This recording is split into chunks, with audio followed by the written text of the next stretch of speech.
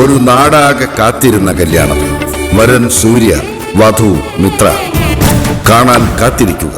സ്വയംവര പന്തൽ എല്ലാ ദിവസവും രാത്രി 8 മണിക്ക്. ആകാശത്തോളം ഉയർന്നു നിന്നിരുന്ന നമ്മുടെ കുടുംബത്തിന്റെ അന്തസ് തകർന്നു വീണതിന്റെ വേദന നിങ്ങൾക്കുണ്ടായോ? ഉണ്ടായിരുന്നെങ്കിൽ ആ മണ്ഡപത്തിൽ നിന്നും അവളെയും അവളുടെ അച്ഛനെയും അതുവഴി പറഞ്ഞയക്കുമായിരുന്നില്ലേ? അല്ലാതെ മകന്റെയും മരുമകളുടെയും കൈയും പിടിച്ച് ഈ അളകാപുരിയുടെ മുറ്റത്ത് വരുമായിരുന്നോ നിങ്ങൾ? അല്ല, ഞാൻ മണ്ടിയാണെന്നാണോ നിങ്ങൾ കരുതിയിരിക്കുന്നത്? വധൂവരന്മാരുടെ വേണ്ടപ്പെട്ട ബന്ധുക്കൾ മാത്രം കയറി നിൽക്കേണ്ട വിവാഹ മണ്ഡപത്തിൽ താലിക്ക് കഴുത്ത് നീട്ടാൻ പാകത്തിന് അവള് വന്ന് നിന്ന് എന്തിനാ? അല്ല, അവളെ കൊണ്ട് നിർത്തിയതാരാ? ഉത്തരയില്ലേ നിങ്ങൾക്ക്?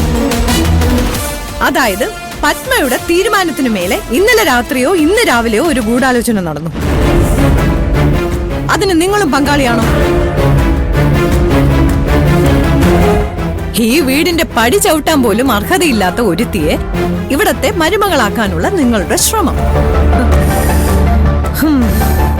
ചെറുപ്പകാലത്ത് ജീവിച്ചത് ആ നാട്ടുപുറത്താണല്ലോ.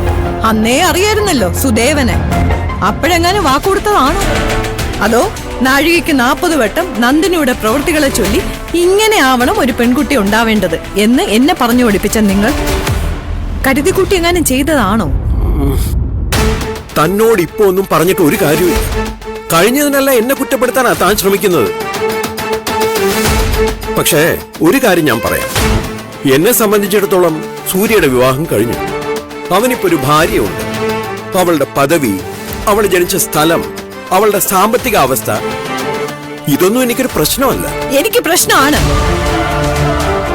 ഞാൻ ചവിട്ടുന്ന അതേ നിലത്തിൽ അവള് ചവിട്ടുന്നതും, ഞാൻ കുളിക്കുന്ന അതേ വെള്ളത്തിൽ അവള് കുളിക്കുന്നതും, ഞാൻ ഉറങ്ങുന്ന അതേ മേൽക്കൂരിക്ക് താഴെ അവൾ ഉറങ്ങുന്നതും എനിക്ക് പ്രശ്നമാണ്.